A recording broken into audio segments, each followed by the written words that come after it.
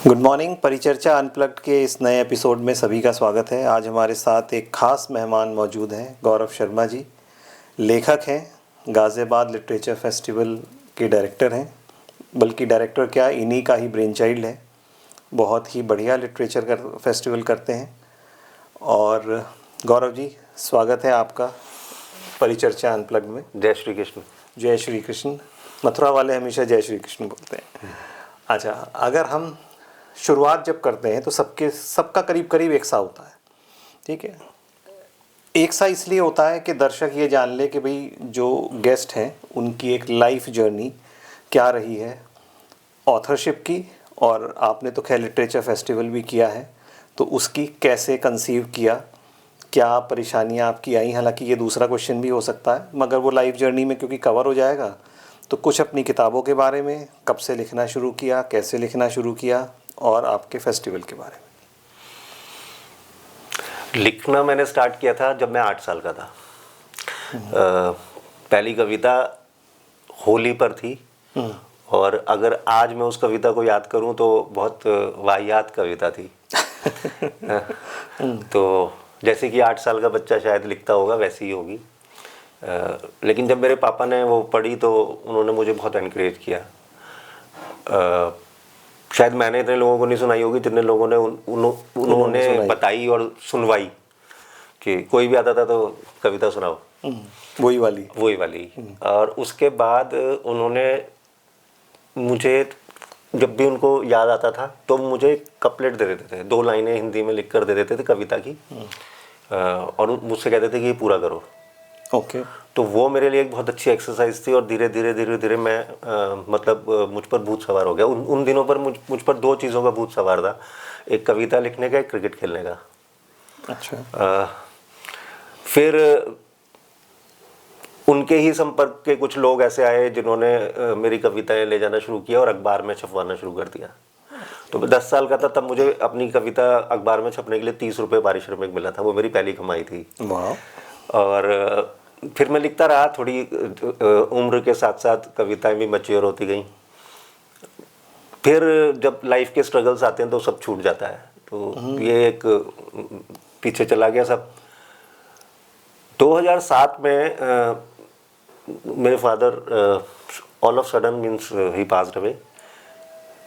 तब मुझे लगा कि यार इन्होंने मुझे इतना एनकरेज किया था और राइटिंग के लिए, और तब भी मैं लिखता रहता था, बट वो रेगुलर नहीं था। तो क्यों ना मैं इनके एक ट्रिब्यूट के लिए मैंने एक किताब लिखनी स्टार्ट की। वो मेरी फर्स्ट पब्लिश्ड नावल था, love at air force. It was dedicated to my father, he was in air force. तो उस किताब का बड़ा अच्छा रिस्पॉन्स आया। Still means it is considered one of the best books written on air force. मतलब उसकी जो प्री ऑर्डर था उसी में वो लगभग 500 किताबें बिक गई थी अमेज़ॉन पे।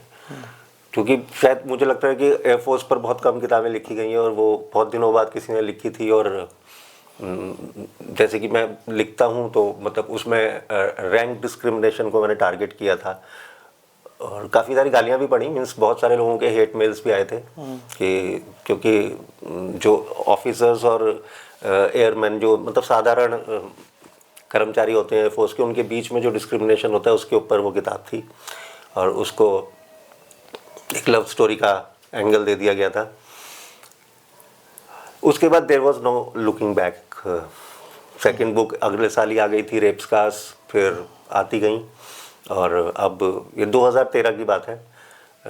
2013 में ही लव एट एयरफोर्स के लिए बेस्ट ऑथर का वो पब्लिशर एक वो दे देते हैं, तब वो मतलब एक क्या बोलेंगे उसे, लॉलीपॉप कहिए, वो अवार्ड वगैरह तो खैर क्या होता है।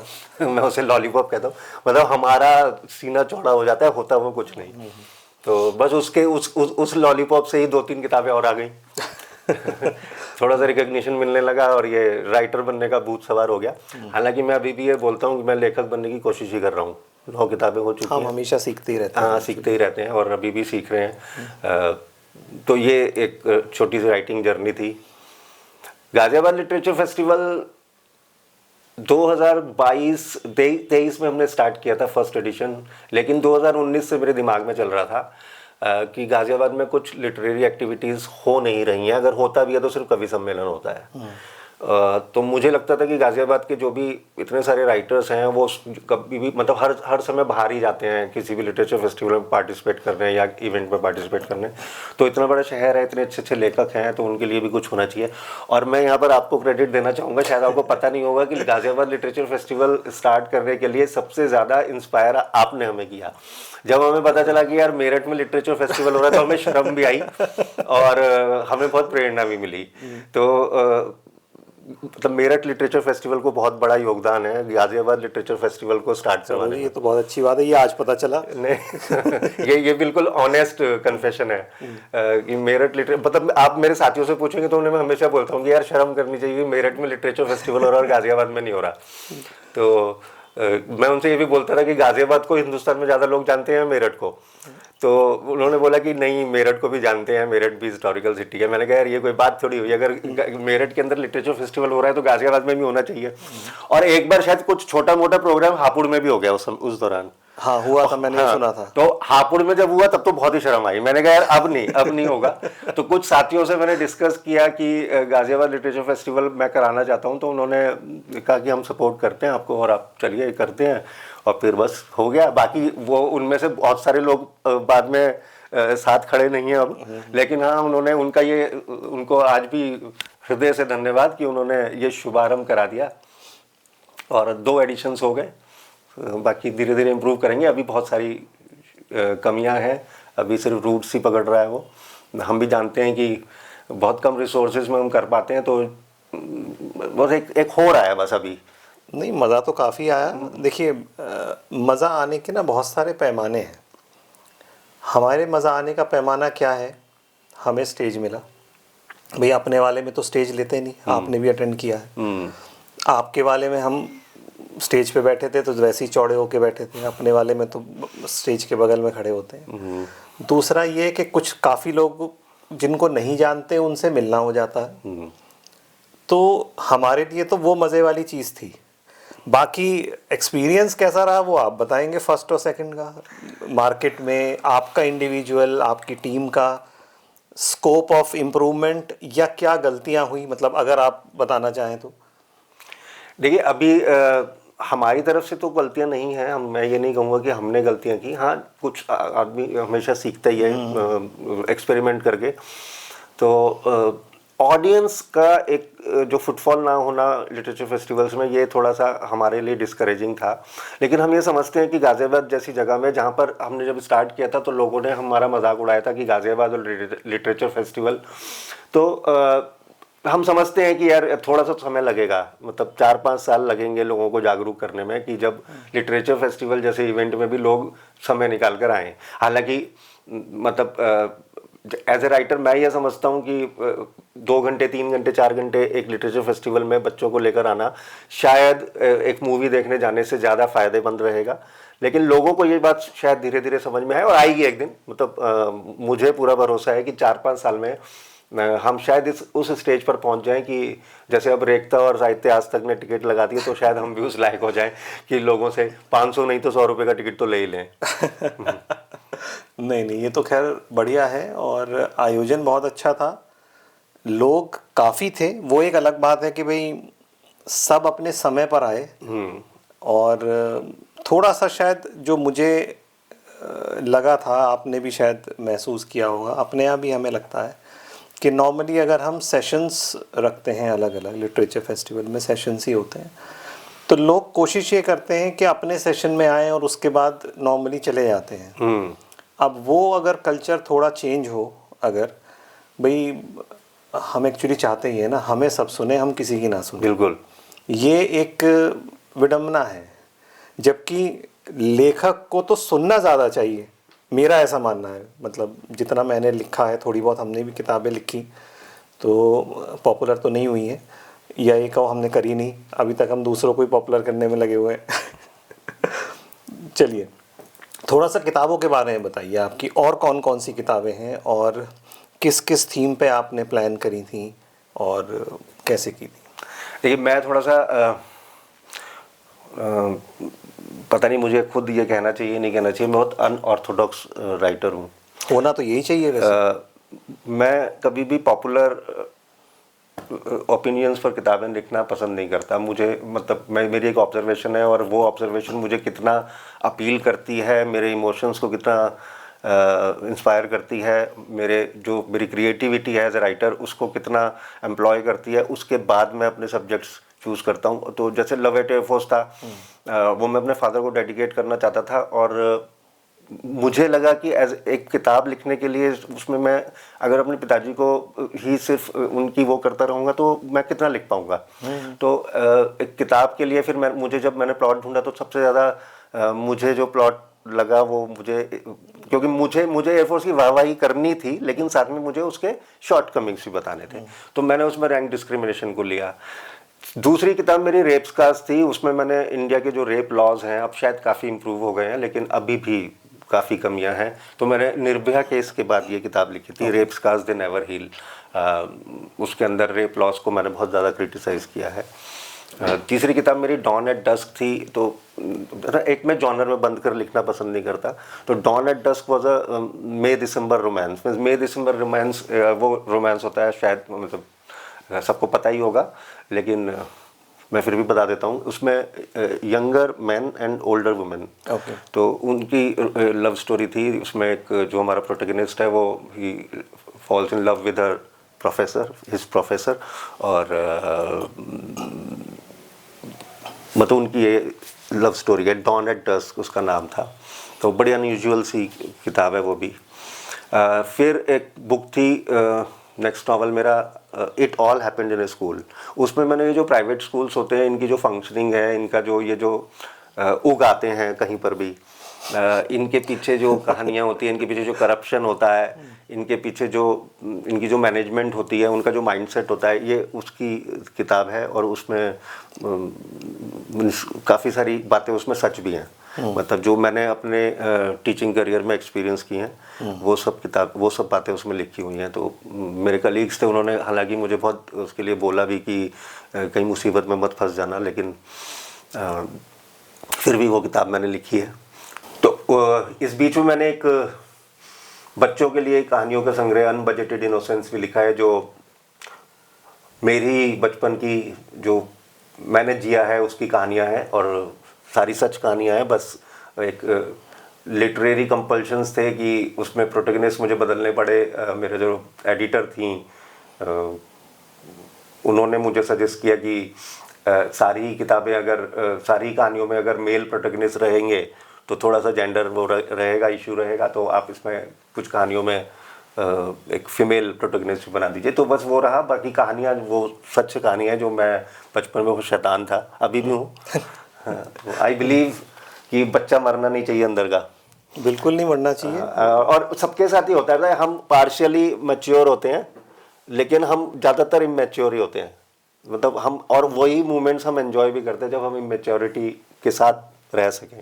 खैर, फिर मैंने मुझे बहुत मेरे जो रीडर्स थे वो बोलते थे कि यार मतलब पता नहीं मैं अच्छा लिखता हूँ या नहीं लिखता, लेकिन ये मतलब वही लोग बोलते हैं कि हिंदी कविताओं का एक वो आना चाहिए।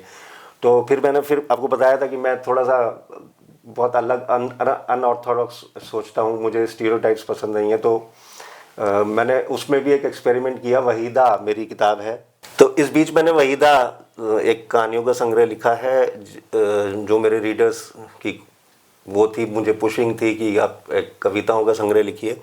तो वहीदा एक अनऑर्थोडॉक्स बुक है, एक्सपेरिमेंट किया है मैंने उसमें वहीदा रहमान जी द्वारा अभिनीत 12 किरदारों के ऊपर लिखी कविताएं हैं वो। अरे वाह। डायरेक्ट वहीदा रहमान जी का गुणगान नहीं किया है, सॉरी, मीन्स वो हैं इस लायक। उससे पहले मैं एक आर्टिकल लिख चुका हूँ उनके गुणगान के लिए और वो उन्होंने रीट्वीट किया था, तो तभी मुझे ये इंस्पिरेशन मिली कि, और मैंने बचपन में वो फिल्में बहुत देखी हैं वहीदा रहमान जी की। अच्छा। सारी ही देखी हुई हैं। और सबसे बढ़िया फिल्म कौन सी लगती है? मुझे उनकी सबसे अच्छी फिल्म लगती है खामोशी। और मैं अभी पहले बात कर रहे थे कि राइटिंग इंस्पिरेशन, तो पिताजी का जो एनकरेजमेंट वो था, बचपन से ही मैं ना गाने सुनने का बहुत शौकीन हूँ, और पुराने गानों में जो पोइट्री होती थी ना वो अनमैच्ड है, वो आज भी नहीं होती है। अभी मैं आते वक्त ही, अभी आज FM पे ही मुझे पता चला कि शर्मिला टैगोर का बर्थडे है। भावना सोमैया का एक प्रोग्राम आता है 92.7 पे, वो मैं सुन रहा था। तो उसमें शर्मिला टैगोर के गाने आ रहे थे, तो उसमें गाना आ रहा था बड़ा नटखट है रे कृष्ण कन्हैया। तो उसमें एक लाइन आई और मैं वो सोचकर लाइन सुनकर मैं सोच में पड़ गया कि ये पोइट्री बचपन में भी हमने सुनी है और ऐसे वर्ड्स का यूज़ अनायास ही हम करने लग जाते हैं ना जब, तो वो उनमें गानों का बड़ा योगदान है। अदरवाइज मैं 9-10 साल की उम्र में मुझे चहूँ ये सब ये टिपिकल वर्ड्स जो है ना हिंदी के, ये मुझे शायद इसका मतलब नहीं पता होगा 10 साल की उम्र में। तो उसमें है कि ढूंढने तुझे अखियाँ चहूँ और, तो ये जो पोएट्री है ना हिंदी गानों में, ये अब आप अगर सीखना चाहते हो तो बहुत अच्छी पोएट्री थी। और खामोशी के गाने गुलजार साहब ने लिखे हैं, वो जबरदस्त गाने हैं। तो वहीदा रहमान जी की सारी फिल्में पसंद है मुझे। मुझे फिल्म खामोशी पसंद है, लेकिन उनका किरदार है अलका काला बाजार में, वो मेरा फेवरेट उनका किरदार है। और काला बाजार की कविता अगर आप वहीदा में पढ़ेंगे तो मैंने उन फिल्मों में जो उनका कैरेक्टर है उसी के ऊपर वो कविताएं लिखी हैं, 12 फिल्मों के ऊपर। उसके बाद वहीदा लिखी, तो वहीदा जब आई तो एक हमारे पड़ोस में एक महिला रहती थी, उन्होंने कहा कि ये जो फीमेल एक्ट्रेसेस हैं उनकी तो लिखने के लिए इतनी सारी बातें होती हैं, उनकी ब्यूटी, उनका ये उनका वो, आसान होता है लिखना, आप किसी मेल एक्टर पे लिख के दिखाओ तो माने। तो अब धर्मेंद्र जी के ऊपर लिखा मैंने, अगली मेरी किताब धर्मेंद्र है, वो सेम पैटर्न पर है, उनकी 13 फिल्में उस पर कविताएं हैं। इसके बीच में और इंस्पिरेशनल पोएम्स की एक एंथोलॉजी है, फूस और जुगनू। ओके। तो ये मेरी 3 पोएट्री बुक्स हैं। और फिर इसके बाद लास्ट फरवरी बुक फेयर में एक बुक लॉन्च हुई थी, crush number 43, that is my 6th novel. तो वो तो मेरे ख्याल से शायद हम और आप एक पैनल में भी थे जब आपने वो उसके बारे में बोला था। Yes yes, house of harmony. House of harmony में। तो क्रश नंबर 43 है वो भी एक बहुत अनयूजुअल बुक है। उसको बहुत सारे लोग रोमांस बुक समझते हैं, बट ऐसा नहीं है। अंग्रेजी के अंदर एक जॉनर होता है बिल्डंग्स रोमन, तो वो मेरी सारी ही बुक्स, लव एट फर्स्ट देखेंगे तो भी बिल्डंग्स रोमन पे जाती है। क्रश नंबर 43 भी वही है। उसमें जो कैरेक्टर है रिदम, वो एक ऐसा लड़का है जो 2 बार अनाथ होता है अनफॉर्चुनेटली। और 2 बार अनाथ होता है मतलब वो पहले से ही अनाथ होता है, तो उस अनाथालय में से कोई अडॉप्ट कर लेता है, और उसके बाद फिर अनाथ हो जाता है वो। और डिस्पाइट दैट वो ही grows up into a famous poet. Okay. तो ये बिल्डंग्स रोमन होता है। बिल्डंग्स रोमन में होता है जो आपका प्रोटेगनिस्ट है वो लाइफ की डिफरेंट स्टेजेस को पार करके एक इवॉल्व और सक्सेसफुल पर्सन बन जाता है। तो ये वो स्टोरी है रिदम। तो जो उसकी लाइफ में जितने भी लोगों को पसंद करता है वो उनको अपना क्रश कहता है। उसमें उसकी जो मदर है वो भी हो सकती है जिन्होंने उनको अडॉप्ट किया, और भी कोई हो सकता है। ज़रूरी नहीं है कि वो एक वैसा ही एंगल हो, रोमांटिक एंगल वाला क्रश हो, वैसा नहीं था। तो वो मिलाकर क्रश नंबर 43 में बनते हैं। तो ये किताबें थी। क्रश नंबर 43 के बारे में अभी हाल ही में एक बड़ा मज़ेदार इंसिडेंट भी हुआ, इस पर बहस भी हुई थोड़ी सी कि क्रश क्या होता है। तो एक महिला थी, मैं उन्हें जानता नहीं था, तो किसी ने इंट्रोड्यूस कराया कि ये गौरव शर्मा जी हैं, इज़ एन ऑथर, और इनकी अभी बहुत अच्छी बुक आई है जो मैंने पढ़ी। उन्होंने बोला कि मैंने पढ़ी और मुझे बड़ी अच्छी लगी, क्रश नंबर 43। तो उन्होंने मुझसे, उनका क्वेश्चन था महिला का कि किसी को 43 क्रशेस हो सकते हैं क्या? तो मेरा उनको ये जवाब था कि आप गिनकर देखिएगा, शायद आपको भी हुए होंगे। तो उन्होंने कहा यार 43 तो नहीं हुए होंगे। मैंने कहा नहीं, आप ध्यान से गिनना, क्योंकि क्रश 5 मिनट में मर भी जाता है, होता है और मर जाता है, तो आप शायद उन्हें याद भी नहीं रख पाते। तो वो डिपेंड करता है कि आप डेफिनेशंस कितनी क्या है आपकी क्रश की। बट क्रश वही होता है जो हो, और लव एट फर्स्ट साइट हो जाए, फिर आप शायद उसे भूल भी जाए, और हो सकता है 15 मिनट बाद आपको किसी और पर क्रश हो जाए और फिर पहला वाला बिल्कुल मिट जाए स्मृति से। हाँ, लेकिन वो होता है। ठीक है, आपको कभी अनायास ही उसके बारे में याद आए तो आपको लगेगा कि हाँ यार वो अच्छा लगा था मुझे बंदा, और किसी भी रूप में वो मतलब मेरे परसेप्शंस ये है कि वो मेल भी हो सकता है, फीमेल भी हो सकता है, कुछ भी हो सकता है। तो ये 9 किताबें हैं, 10वीं बहुत जल्दी आएगी। अरे वाह, गुड। अच्छा, अगला जो सवाल है उसके 2 पार्ट्स हैं। था तो एक ही पार्ट, मगर आपके जो अभी आपने अपनी बुक्स को एक्सप्लेन किया उससे एक सवाल मेरे दिमाग में वैसे ही आया। एक तो सारे टॉपिक्स जो हैं आप कंट्रोवर्शियल सोचते हैं या हो जाते हैं, नंबर 1। नंबर 2 जो मैं पूछने वाला था सवाल वो ये था कि अभी आप तक जितनी बुक्स एक्सप्लेन की अलग अलग टॉपिक्स पे हैं, अलग अलग जॉनर्स पे हैं, मगर शायद उसमें कोई थ्रिलर या मर्डर मिस्ट्री या कोई सस्पेंस नहीं है। तो क्या उधर की तरफ रुझान नहीं है या लिखना नहीं चाहते, मतलब द रीज़न? पहली चीज़ तो ये कि इतने आउट ऑफ द बॉक्स तो आपने बता दिया कि भाई आप ऑथर हैं, मगर सारे के सारे टॉपिक्स कंट्रोवर्शियल ही हो जाते हैं किताबों के, या आप स्पेसिफिकली रखते हैं? आपका पहला क्वेश्चन था कंट्रोवर्शियल टॉपिक्स। सर मैं जानबूझकर नहीं करता वो। शरारत हो जाती है। शरारत कह लीजिए या गुस्ताखी कह लीजिए। किसी ने बोला है कि if you can not annoy somebody then there is no point in writing.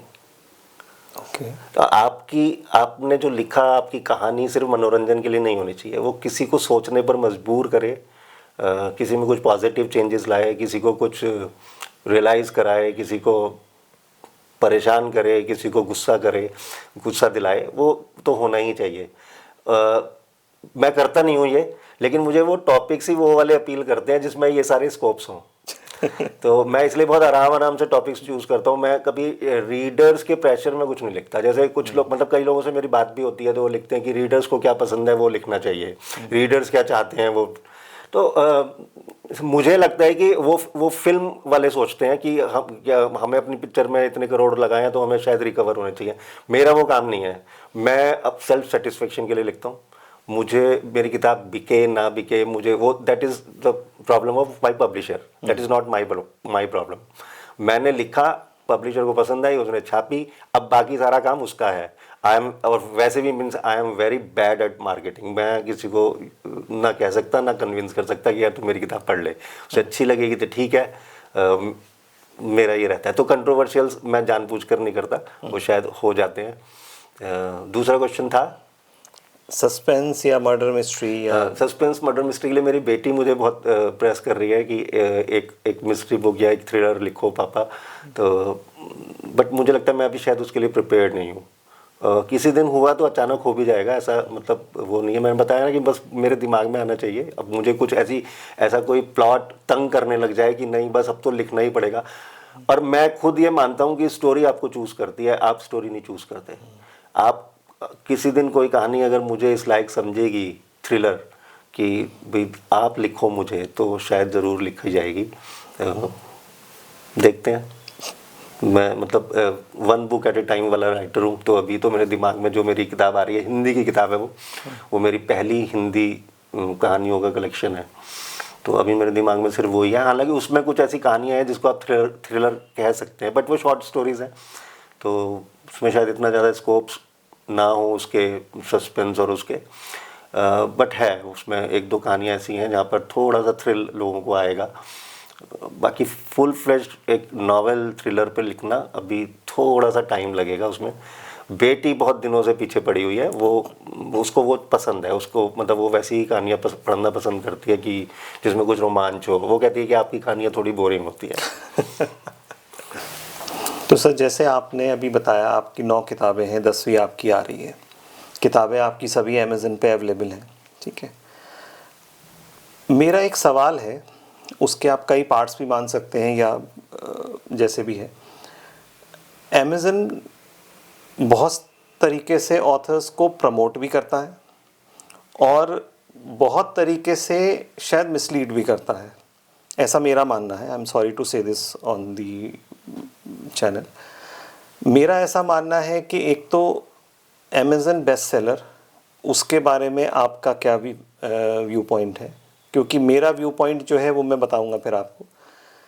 और अमेज़न पे ऑथर्स आज की डेट में जितना ज़्यादा रिलाय करने लगे हैं, तो कुछ ऐसा नहीं लगता कि अमेज़न के अलावा किताब बिक ही नहीं सकती? अमेज़न के अलावा क्या ऑथर्स प्रमोट ही नहीं हो सकते? अमेज़न के अलावा क्या किताबें पॉपुलर ही नहीं हो सकती? देखिए, पहले तो ये जो अमेज़न का जो नंबर गेम है ना, मैं उसके सख्त कह लीजिए अगेंस्ट हूँ।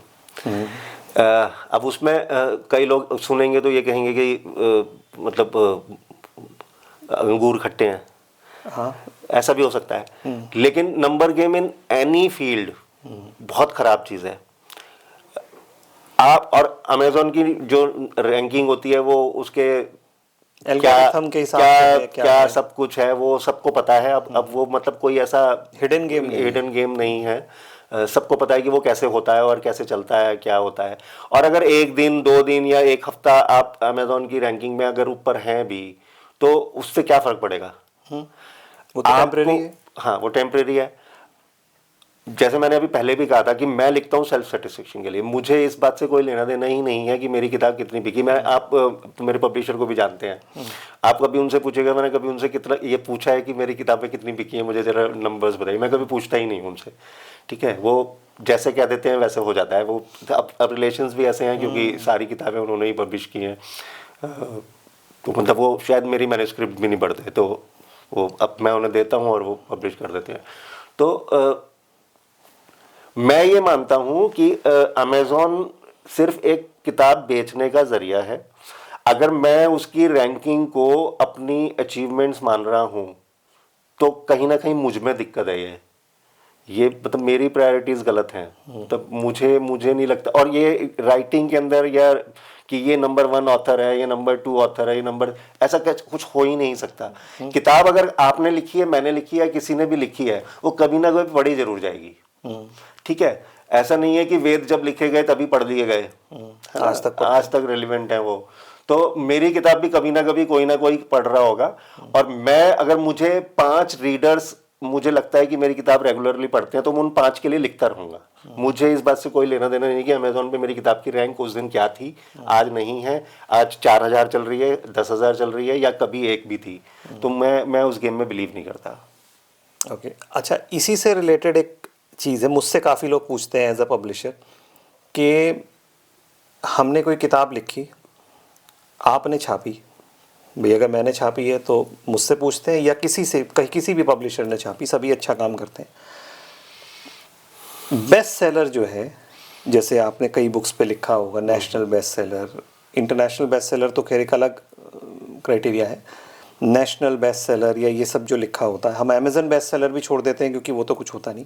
अगर आपने अमेज़न पे कोई किताब बेची है या नॉर्मली किताब बेची है, इंडिया में हम ये मानते हैं, अगर हम ये मान के चलते हैं कि भाई हमारी 5000 किताबें बिकी हैं तो वो बेस्ट सेलर मानी जा रही है, तो वो 5000 का क्राइटेरिया वेरिफिकेशन में कैसे आएगा? अगर हम खाली ये मानकर चलते हैं कि भाई अमेज़न पे 5000 बिकी है तो फिर तो हम अमेज़न पे डिपेंडेंट हो गए। और अमेज़न का जो एल्गोरिथम है वो अगर एक दिन में 100 या 200 किताब बिकती है तो भी नंबर 1 दिखा देता है कई बार कैटेगरीज में। तो उस हिसाब से तो आपकी 200 किताब बिकी तब भी आप नंबर 1 हो गए। और नॉर्मली सपोज मेरी किताब अमेज़न पे नहीं है और मैंने 5000 किताबें बेच दी, तो क्या मेरी किताब बेस्ट सेलर नहीं मानी जाएगी? मैं आपको पहले ही बोला कि अमेज़न सिर्फ एक किताब बेचने का जरिया है। ये सिर्फ एक सेल्फ सेटिस्फेक्शन या अपने आप को प्रमोट करने वाली बातें हैं कि 5000 किताबें बिक गई, मैंने अपनी बुक पर नेशनल बेस्ट सेलर लिख दिया या बेस्ट सेलिंग ऑथर लिख दिया। इससे फ़र्क क्या पड़ेगा? कुछ भी नहीं। कुछ। अगर मैं 500 किताबें बेचने पर भी अपनी अपनी किताब पर पब्लिशर से कह देता हूँ कि इस पर बेस्ट सेलर लिख दो, या मेरा पब्लिशर खुद ही लिख देता है, तो सिर्फ वो बेस्ट सेलर को देख कर कितने लोग किताब खरीदते हैं? मेरे आपने कितनी किताबें आज तक बेस्ट सेलर वो टैग को देखकर खरीदी हैं? एक भी किताब नहीं, क्योंकि मेरे हिसाब से तो जब तक हम बुक ब्लर्ब पढ़ते हैं और हमें वो इंटरेस्टेड नहीं रखता, तो मेरे ख्याल से बेस्ट सेलर हो, बल्कि बहुत सारी बेस्ट सेलर तो ऐसी हैं जो शायद हमने पढ़ने की कोशिश करी, वो पढ़ी भी नहीं गई, है ना? हाँ, मेरे साथ भी ऐसे ही होता है। और वो सारी बेस्ट सेलिंग बुक्स वो होंगी जब या तो ऑथर बहुत अच्छा दोस्त हो, उसने भेज दी, या किसी और ने भेज दी, या जबरदस्ती लेनी पड़ी, टू बी वेरी फ्रैंक। और मैं बहुत सारे ऐसे ऑथर्स को जानता हूँ जो बेस्ट सेलिंग ऑथर लिखते हैं, मैंने उनकी एक भी किताब नहीं पढ़ी। हाँ, है ना? और मैं ये नहीं, मैं उनको क्रिटिसाइज भी नहीं कर रहा हूँ। मैं ये नहीं कह रहा हूँ कि मैं ये नहीं कह रहा हूँ कि वो बेस्ट सेलिंग ऑथर नहीं होंगे। भगवान उन्हें दिन दुगनी चौगनी तरक्की दे। लेकिन मेरा बेस्ट सेलिंग का क्राइटेरिया थोड़ा सा अलग है। मैं ये बेस्ट सेलिंग को कुछ मानता ही नहीं हूँ। ठीक है, मैं कभी चाहता नहीं, मैं खुद अपने आगे बेस्ट सेलिंग ऑथर लिखता नहीं। लोग अगर लिख देते हैं तो ठीक है, मैं उन्हें भी कई बार बोलता हूँ कि यार नंबर्स तो चेक कर लो, मैं नहीं हूँ भैया बेस्ट सेलिंग, आप किसको या किस क्राइटेरिया से कह रहे हो, तो वो आप देखो, मैं कभी नहीं लिखता, ठीक है, और मुझे उसमें कोई इंटरेस्ट भी नहीं है। राइटिंग वो गेम ही नहीं है ना, आप सुपरस्टार बनने निकले हैं आप। अगर आप सेल्फ सेटिस्फेक्शन के लिए लिख रहे हैं तो मेरे ख्याल से तो आपने लिखा और आपने उसे पढ़ा कि भाई क्या चीज़ आई है, अगर आपके वो इंटरेस्ट की है और आपको वो सेटिस्फाई कर रही है तो मेरे ख्याल से वहाँ कहानी खत्म हो जाती है। उसके बाद वो पब्लिशर को कितनी सेटिस्फाई करती है और उसको कितनी अपील करती है, बस उसका काम है। उसके बाद मेरा काम खत्म है ना। उसके बाद मुझे क्या, एज ए राइटर मुझे क्या लेना देना उससे। अब जिस रीडर को पसंद आएगी या जो रीडर मेरी बुक्स का इंतजार कर रहे हैं वो देखेंगे, उन्हें पसंद आती है या नहीं आती, मैं उनके रिव्यूज का इंतजार करता हूँ बस। ऑब्वियसली, ठीक है।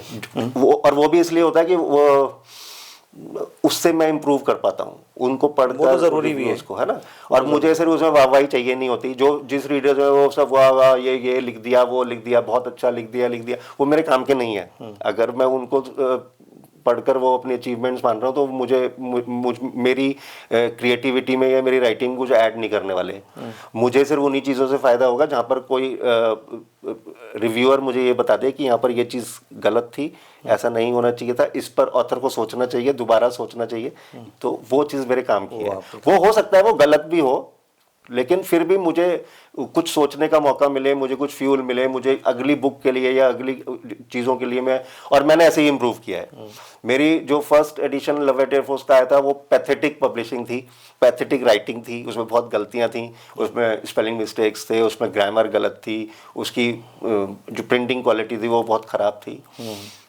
तो वहीं से मैंने इम्प्रूव किया। वो बहुत क्रिटिसाइज भी हुआ है वो सब चीज़ें। कहानी अच्छी थी वो सबने बोला, लेकिन ये चीज़ों पर ध्यान देने के लिए बोला, तो वहाँ से इम्प्रूव हुआ। और अगली बार जब ऐसा हुआ तो पेटल्स ने वो किताब रीप्रिंट्स उसके आए पेटल्स से, जो मेरे एग्जिस्टिंग पब्लिशर्स हैं, और उसमें ज़मीन आसमान का अंतर था। तो वहीं से हमने सीखा। तो आप धीरे धीरे सीखते हैं, आपको पता चलता है कि एडिटिंग बहुत इंपॉर्टेंट, सेल्फ एडिटिंग बहुत इंपॉर्टेंट होती है। आपको 8, 10, 12 लेयर्स एडिटिंग करनी होती है। शुरू में जब वो मेरी डेब्यू बुक थी तो मुझे था, मैंने तो लिख दिया बस, और लिखा है तो बहुत अच्छा लिखा होगा, दोबारा पढ़ने की शायद ज़रूरत भी नहीं है ना। तो इस तरीके से वो किताब होती है। तो वो बहुत पैथेटिक किताब थी। तो वहाँ से ये चीज़ें हमें सिखाती हैं। और वो अगर रिव्यूअर्स अपनी रिव्यू में ना बताएं तो हम कैसे इंप्रूव करेंगे। हम तो यही सोचते रहेंगे कि बहुत अच्छी कहानी है, ये है, मैं तो बहुत स्टार बन गया, ये हो गया।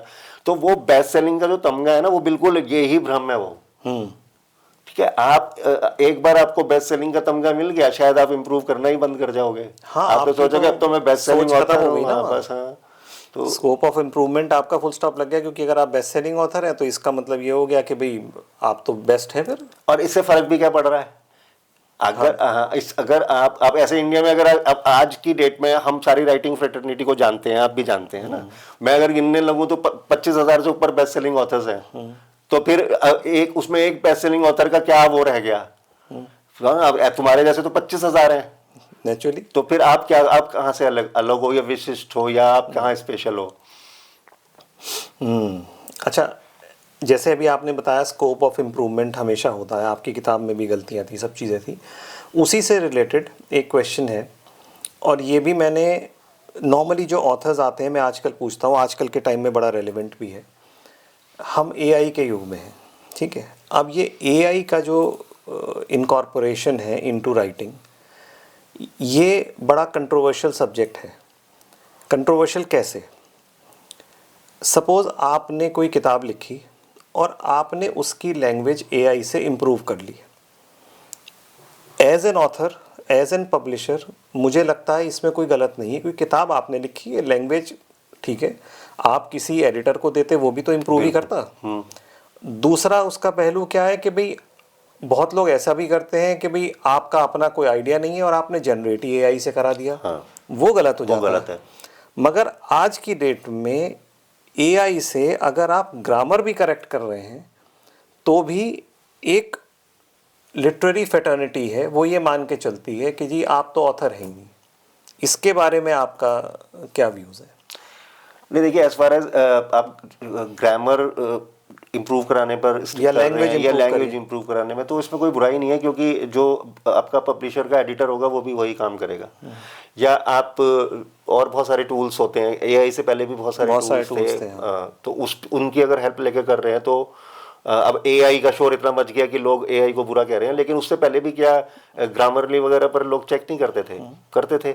और कई तो होता ही है, कई बार वर्ड में तो अपने आप ही बता देता है कि ये गलत लिखा है, है ना, तो आप उसको फिर ठीक करते हो सेकंड थॉट पर। तो ये सब चीज़ें गलत नहीं है, लेकिन हाँ, एक पूरा प्लॉट ही एआई से डेवलप कराना और उसको डेवलप करना, उससे सारी चीज़ें उससे ही करवाना, ऑथर ही नहीं हुए। हाँ, फिर वो तो एक घोस्ट राइटिंग हो गई ना, तो घोस्ट राइटिंग, हाँ, घोस्ट राइटिंग हो गई जो लोग कर रहे हैं आजकल।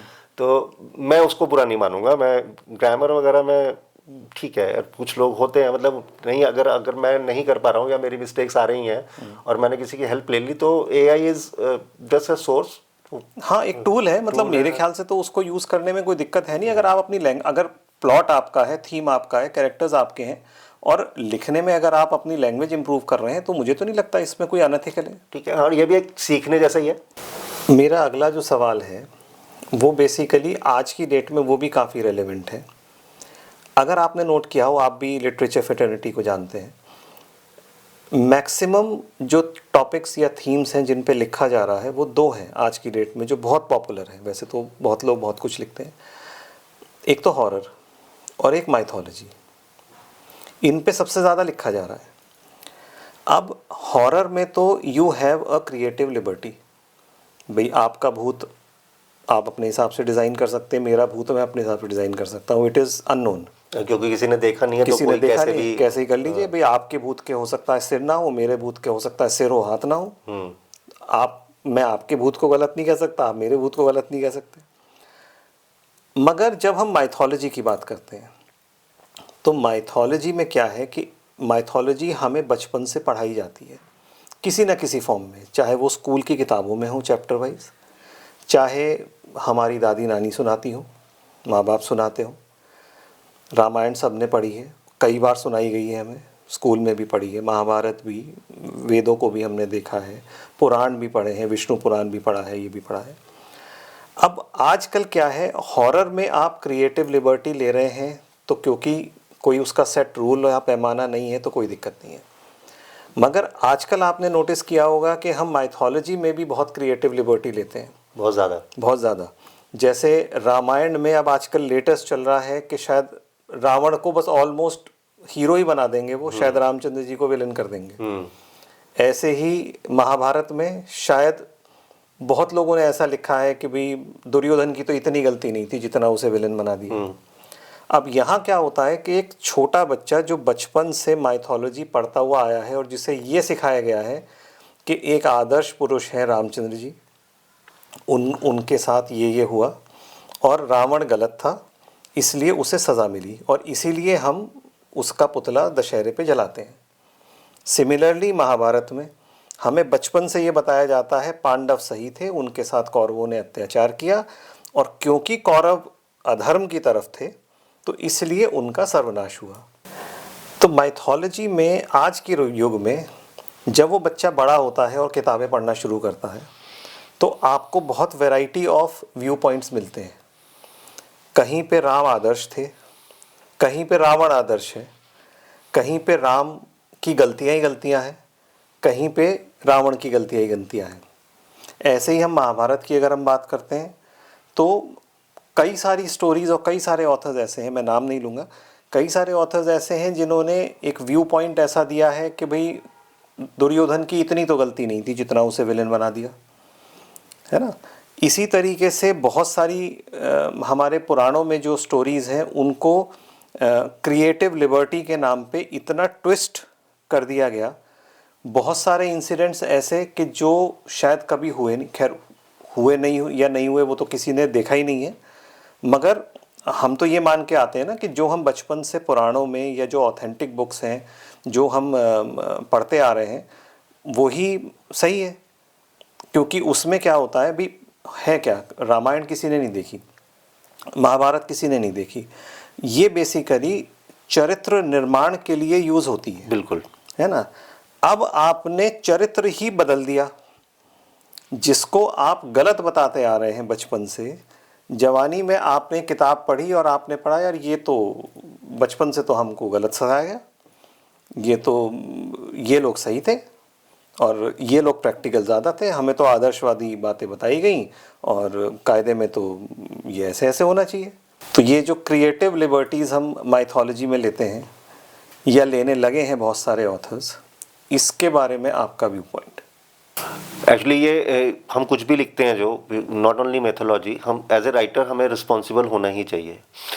हम क्या लिख रहे हैं, उसका क्या इम्पैक्ट होगा, उसके क्या आफ्टर मैथ्स होंगे, ये एक बार तो सोच लेना चाहिए।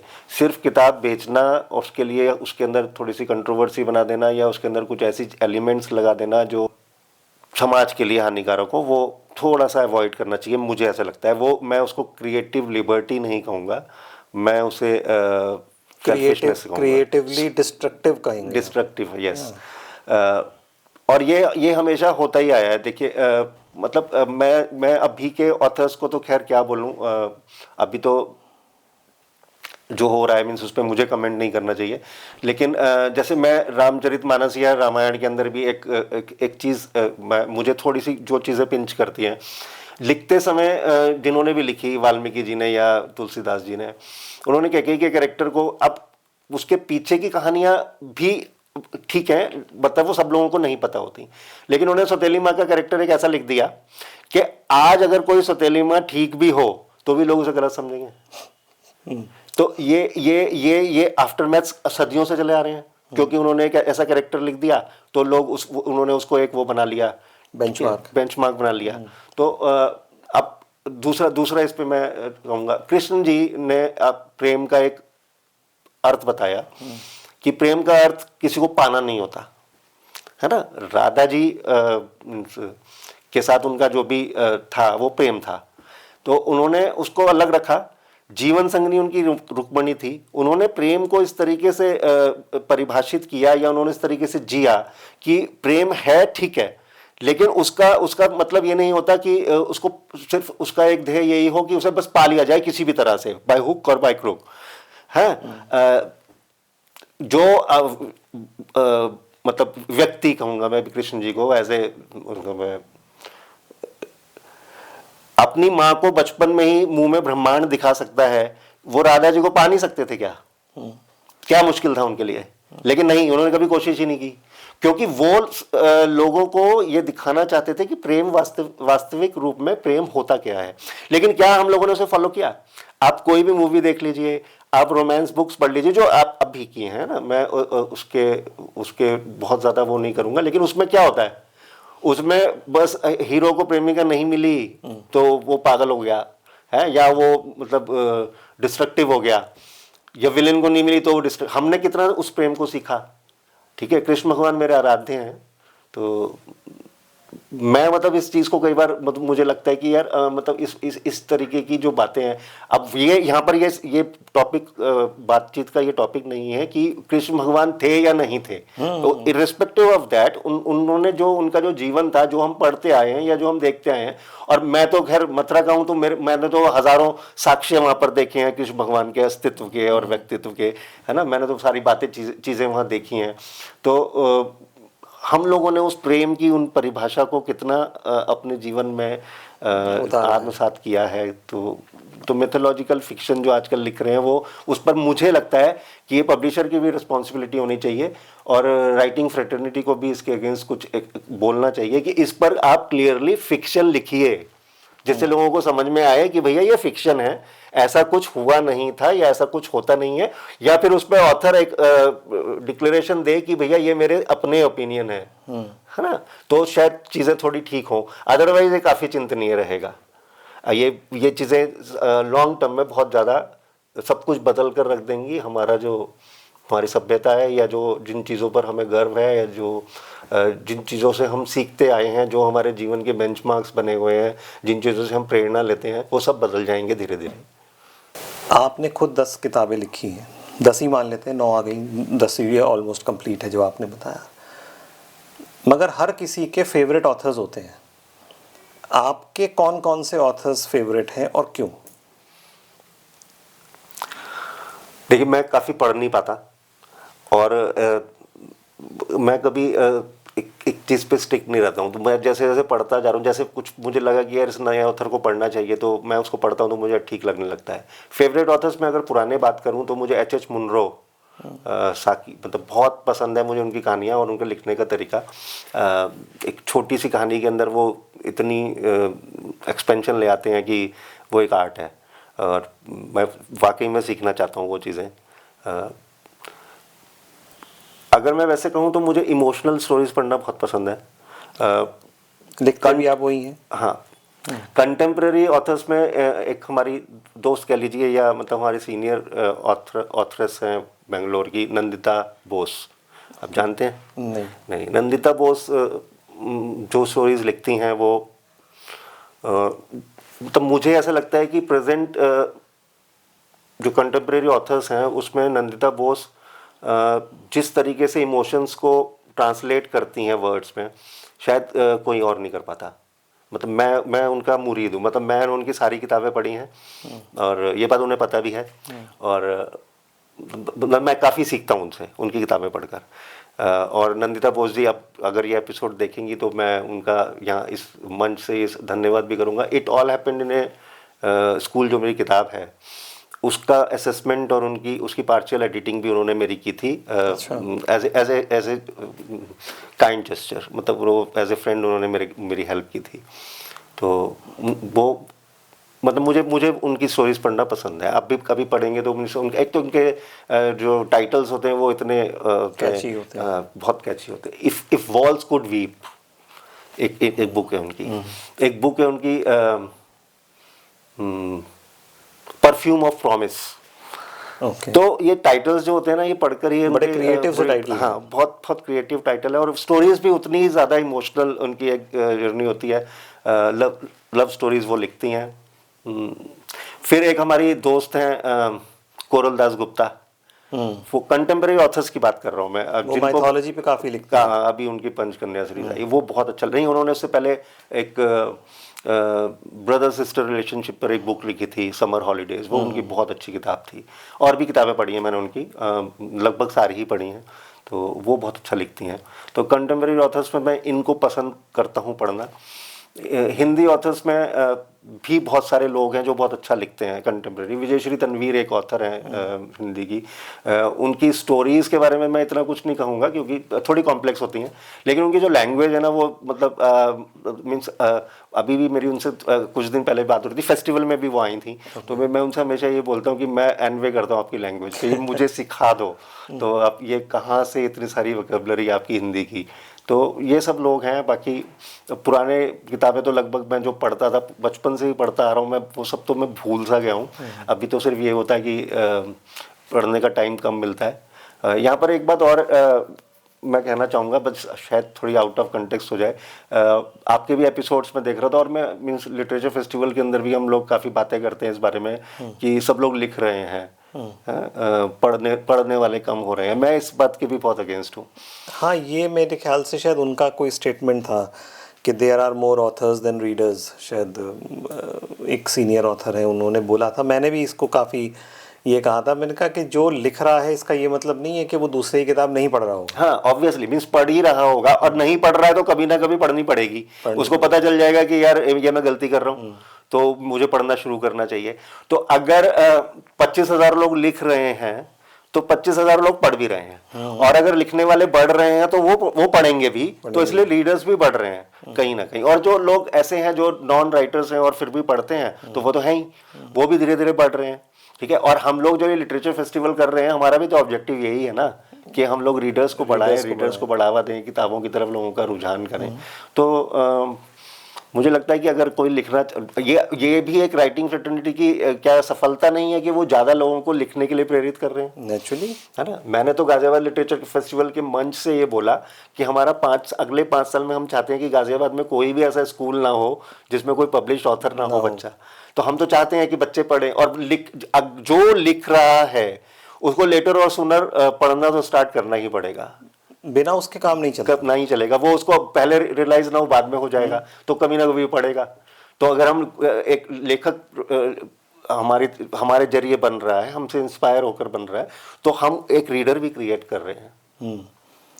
मगर यहाँ पे आपको ये नहीं लगता कि हमारी मातृभाषा हिंदी है, मगर हिंदी की चाहे वो कविताएं हों, चाहे स्टोरीज़ हों, चाहे वो नॉवेल्स हों और चाहे वो ऑथर्स हों, उनको इम्पोर्टेंस कम दी जाती है हमारे समाज में। हालांकि गलत है, मगर ऐसा है। हिंदी के ऑथर्स को नहीं, देखिए पिछले कुछ सालों में हिंदी का लेखन या हिंदी के लेखक जिस तरीके से उभर कर सामने आए हैं, एक टाइम था, जैसे जब मैंने 2013 में मेरी किताब आई थी इंग्लिश, उस समय हिंदी का इतना ज़्यादा वो था। चेतन भगत वगैरह काफ़ी सारे वो थे, दुर्जोय दत्ता आए थे, और मतलब तो ये सब लोगों ने इंग्लिश का ही एक वो बनाकर रख दिया था।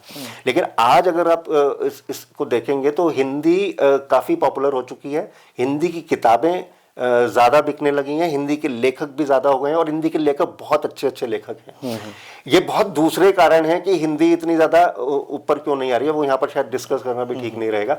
आप एक छोटी सी बात है, मतलब खुद ही आप इसको देख सकते हैं कि अगर आप बुक फेयर में जाएंगे तो आप हिंदी के जो हॉल है ना, जहाँ पर हिंदी के पब्लिशर्स होंगे, वहाँ पर आपको भीड़ ज़्यादा मिलेगी, आप इस देखिएगा।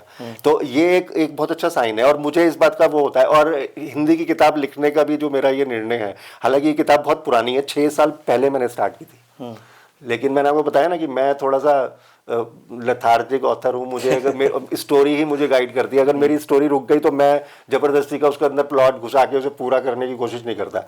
तो ये 6 साल पहले किताब स्टार्ट की थी 2018 में, और ये अब मैं डिटरमाइंड हूँ, या शायद मेरी स्टोरीज मेरे पीछे पड़ गई हैं कि भैया इसको पूरा करो। तो अब वो ऑलमोस्ट कंप्लीशन पर है।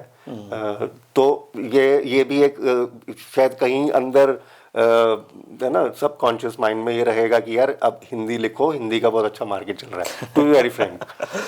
ओके, अच्छा, जो नए बच्चे, अब जैसे बहुत लोग लिख रहे हैं आज की डेट में, ऑथर्स से प्रभावित होके भी लिखते हैं, पढ़ने की भी कोविड के बाद थोड़ा सा ज़्यादा चलन हुआ है, क्योंकि कोविड के टाइम में लोगों ने या तो खाना खाया है, बनाया है, या पढ़ा है, है ना, 2-3 काम ही किए हैं। तो अब अगर कोई नए बच्चे आपके संपर्क में आते हैं जो अपनी सपोज पहली किताब लिखना शुरू करना चाहते हैं, तो उनके लिए कोई मतलब आपके लिए क्या गाइडलाइंस होंगी, आप क्या देना चाहेंगे उन्हें? पहली तो यही कि उन्हें पहले पढ़ना चाहिए, क्योंकि स्टोरी लिखना एक आर्ट है। अभी कल ही मैं एक संजय शेफर्ड हिंदी के ऑथर हैं, ओके, कल मैं उनका एक साहित्य आज तक में उनका वो था एक सेशन, वो सुन रहा था। तो उन्होंने एक बड़ी अच्छी बात बोली कि लोग जो लिखना शुरू कर देते हैं, वो कहानी के क्या एलिमेंट होते हैं या राइटिंग के क्या एलिमेंट्स होते हैं वो भी उन्हें पता नहीं होते। तो बेसिक्स पे काम करना बहुत ज़रूरी है। तो बच्चों को ये तो कम से कम पता होना चाहिए कि राइटिंग है, तो मैं ये कहानी लिख रहा हूँ तो इसके क्या क्या एलिमेंट्स होंगे, ये मैं कहाँ करूँगा, कहाँ ट्विस्ट आना चाहिए, क्या इसके कैरेक्टर्स होंगे, कैरेक्टर्स को कैसे डेवलप करना है, ये थोड़ा सा, और ये सब कैसे आता है, ये सब पढ़ने से तो उनको करीब जैसे अभी एक बोधिसत्व एक हिंदी के राइटर हैं, उनकी मैं एक फेसबुक पोस्ट पढ़ रहा था, काफ़ी लंबा लिखते हैं वो, तो उसमें वो लिख रहा था कि नए लेखकों को इस पर इन चीज़ों पर ध्यान देना चाहिए। 30 पॉइंट थे वो, ओके, जो उन्होंने लिखे थे। 30, मतलब मैं खुद हैरान रह गया कि कितना इन्होंने वो लिखा है और कितना टाइम इन्वेस्ट किया है ये पोस्ट लिखने में। वो पूरा एक 30 और पूरा एलॉबरेट किया था हर एक पॉइंट को। तो 30 पॉइंट्स जो थे, और उसमें से कोई भी ऐसा पॉइंट नहीं था जो ज़बरदस्ती का पॉइंट था या जिसके बिना हमारा काम चल जाता। इवन मुझे पढ़कर 9 किताबें लिखने के बाद, ऑलमोस्ट 10 किताबें लिखने के बाद मुझे काफ़ी कुछ लगा कि यार हाँ, ये गलतियाँ शायद मैंने भी की हैं। तो जैसे उन्होंने बताया था कि तुलसीदास ने रामचरितमानस लिखने से पहले 267 ग्रंथों का अध्ययन किया था। तो ये शायद बहुत इंस्पायरिंग है, और ये हर नए बच्चे को वो पोस्ट जरूर पढ़नी चाहिए बोधिसत्व की। बोधिसत्व जी अगर मतलब चाहे तो उसमें उन 30 जो पॉइंट्स हैं उनको कहीं ऐसी जगह छपवाएं जो सार्वजनिक हो जाए, जो सबकी रीच में जाए, नए लेखक उसे पढ़ें, तो वो बहुत बहुत ज़्यादा प्रेरणादायी और बहुत सीखने में हेल्प करेगी। तो मेरी सलाह यही रहेगी कि बेसिक्स पे काम करना ज़रूरी है और पढ़ना बहुत ज़रूरी है, क्योंकि एक स्टोरी तब भी, चाहे वो कितनी भी अच्छी स्टोरी हो, अगर उसके एलिमेंट्स सही जगह पर नहीं हैं, या उसमें सारे एलिमेंट्स नहीं हैं, या उसके कैरेक्टराइजेशन आपका पॉपुलरली नहीं हुआ है, तो तो दिक्कत आएगी, आपका लेखन सारा ख़राब चला जाएगा, आपकी मेहनत ख़राब चली जाएगी। एक किताब लिखने में कितनी मेहनत लगती है वो हम और आप जानते हैं, बिल्कुल। ठीक है। तो उतना टाइम ख़राब करना, और बहुत मतलब लोग कहते भी हैं कि गलतियां करके सीखने से ज़्यादा अच्छा है कि दूसरे की गलतियों से सीख लिया जाए। तो स्मार्ट वर्किंग। हाँ, स्मार्ट वर्किंग, तो यही सारी बातें हैं। बाकी तो हम खुद अभी सीख रहे हैं। नहीं नहीं, बिल्कुल, हम लोग तो खैर सीखते ही रहेंगे, आखिरी समय तक सीखते रहेंगे। वो तो एक एंडलेस प्रोसेस है। तो गौरव जी, आपसे बात करके एक तो मज़ा बहुत आया, क्योंकि आपका जो वो बिंदास वाला अंदाज है ना, कि बोल देना है, बस जो मन में है वो बोल देना है, ये मेरे ख्याल से दर्शकों को भी पसंद आएगा। हमें तो खैर हमेशा से ही पसंद आता है। तो बहुत मज़ा आया आपसे बात कर और शुक्रिया आपका इस प्रोग्राम में आने का। और मैं ये चाहूँगा कि आपकी जब 10वीं किताब आ जाए तो एक बार फिर आपसे बात करेंगे। ज़रूर। चलिए, शुक्रिया। शुक्रिया, थैंक यू।